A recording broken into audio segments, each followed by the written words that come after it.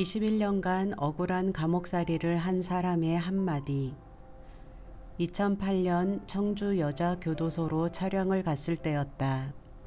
난생 처음으로 교도소를 가보는 데다가 수감실 내부까지 취재하다 보니 나도 모르게 긴장을 하게 되었다. 나는 취재에 앞서 교도관을 만나 주의사항을 들었다. 혹시 특별히 조심해야 할 수감자가 있느냐고 묻자 교도관이 말했다. 딱 한 사람만 조심하면 된다고. 그 수감자는 자신도 대하는 게 어렵다고 했다. 세상에 더 이상 무서울 게 없는 사람이란 말에 그 수감자의 이야기가 궁금해졌다. 그녀는 아주 성실한 수감자였다고 한다. 누구라도 교도소에 있을 사람이 아닌데 라고 생각할 정도였다고. 평범한 가정주부였던 그녀는 어느 날 남편이 외도를 한다는 사실을 알게 되었다. 불륜 상대자는 바로 그녀의 친구였다. 충격을 받은 그녀는 남편을 죽이고 자수했다. 교도소에 들어온 그녀는 모범적이고 성실한 사람으로 통했고 그 결과 몇 년 후 가석방을 받게 되었다. 그렇게 복수가 끝난 줄 알았다. 하지만 자유를 얻은 첫날 그녀는 남편의 외도 상대였던 친구를 죽이고 다시 자수했다. 다시 교도소로 온 그녀는 그전과 달랐다. 얼굴엔 표정이 없었고 눈은 텅 비어 있었다. 그녀의 곁에 가면 늘 차가운 공기만 맴도는 듯 했다. 2번의 살인, 그리고 2번의 자수. 그녀는 처음부터 남편과 친구를 모두 죽일 생각이었을까? 복수하겠다는 일념 하나로 몇 년을 버텨내고 결국 친구까지 죽이고 나서 그녀는 과연 무슨 생각을 했을까? 복수를 하고 그녀는 후련했을까? 그런데 왜 눈빛도 표정도 사라져버린 걸까? 그녀에게 앞으로 남은 생은 어떤 의미가 있을까? 그녀의 이야기를 듣는 내내 마음이 편치 않았다. 살아있지만 살아있지 않은 것처럼 느껴졌기 때문이다. 삶의 의미를 잃어버린 듯 숨만 쉬고 있는 듯한 느낌이랄까. 불륜을 저지른 사람들에게 원죄가 있다 할지라도 꼭 그 길밖에 없었을까. 남편과 친구를 기억에서 지워버리고 그냥 자신의 인생을 살아갈 수는 없었던 걸까. 청주 여자교도소를 3일 동안 취재하며 많은 사람을 만났지만 왠지 모르게 자꾸 그녀의 이야기가 떠올랐다. 복수를 선택한 한 인간의 끝이 너무나 안타깝고 씁쓸하게 느껴졌기 때문이다.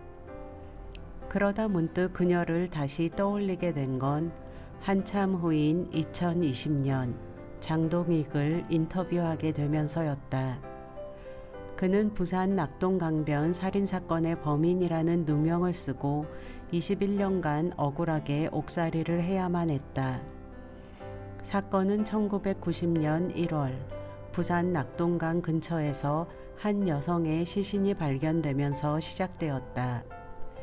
그 여성을 죽인 것으로 추측되는 사람은 현장을 빠져나오면서 정체불명의 2사람으로부터 습격을 받았다고 주장했고 그 과정에서 여자는 죽고 자신은 가까스로 살아나온 것이라고 거짓 증언을 했다. 그 바람에 살인사건은 1년 넘게 미제 사건으로 남게 되었다. 당시만 해도 미제 사건 범인을 검거한 경찰에게는 특진을 시켜주는 제도가 있었다. 특진에 눈이 먼 경찰은 무고한 시민 2명을 용의자로 특정해 무자비한 고문 끝에 허위 자백을 받아낸다. 그 2명은 사건 당일 현장에 없었지만 계속되는 고문과 폭행을 견디다 못해 허위 자백을 했고 그 결과 무기징역을 선고받았다. 그들은 복역하던 중에 모범수로 감형이 돼 21년 5개월을 살고 출소를 하게 되었다. 그러다 2019년 뒤늦게 사건이 주목받으며 검찰 과거사위원회는 고문으로 범인이 조작됐다고 인정했고 부산고등법원에서 재심이 열렸다. 그중 한 사람이 바로 장동익이었다. 흰머리가 성성한 모습의 그는 누군가의 부축을 받으며 인터뷰 장소로 걸어 나왔다.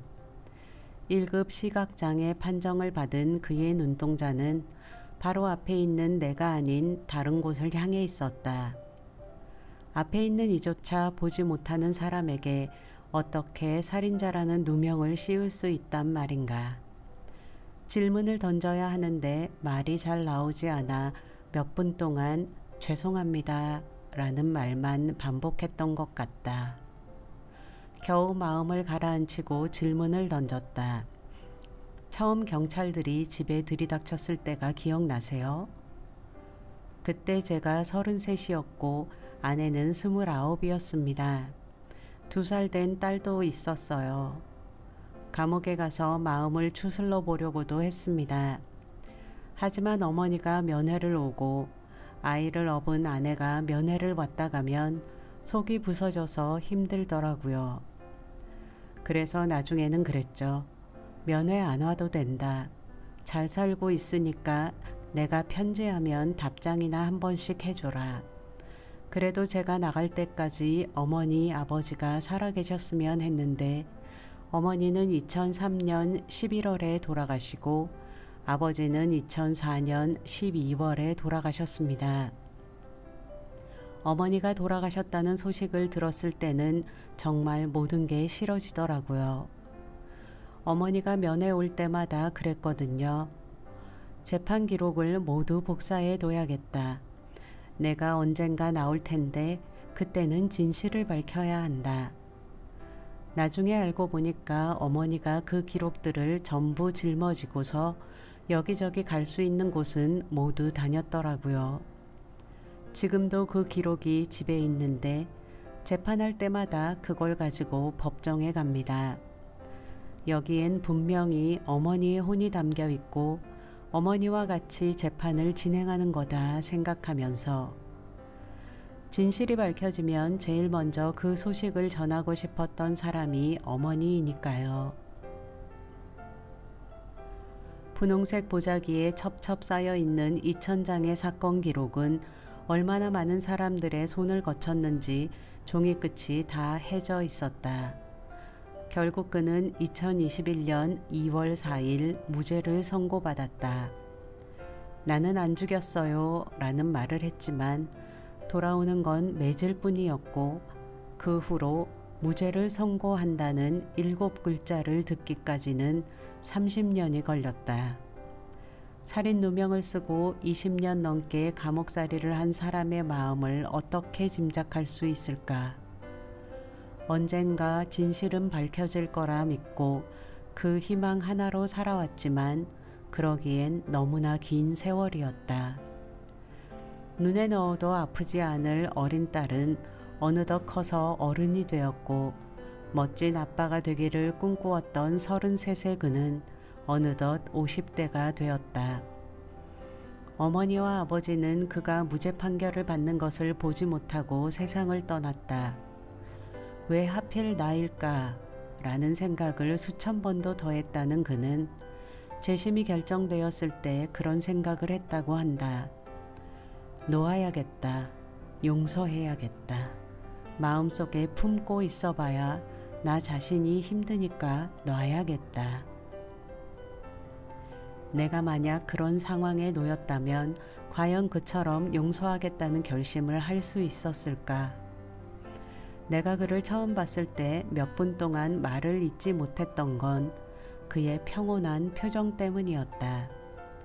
그 안에는 억울하지만 돌이킬 수 없기에 그 모든 것을 받아들이기로 마음을 다잡고 이 고통에도 의미가 있다면 그 의미를 많은 사람들에게 전하고자 하는 결심이 깃들어 있었다.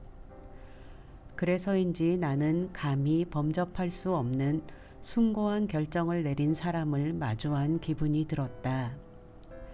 나는 아무 잘못이 없다고, 억울하다고, 내 과거를 망가뜨린 사람들을 원망해봐야 이미 지나간 시간은 돌아오지 않는다.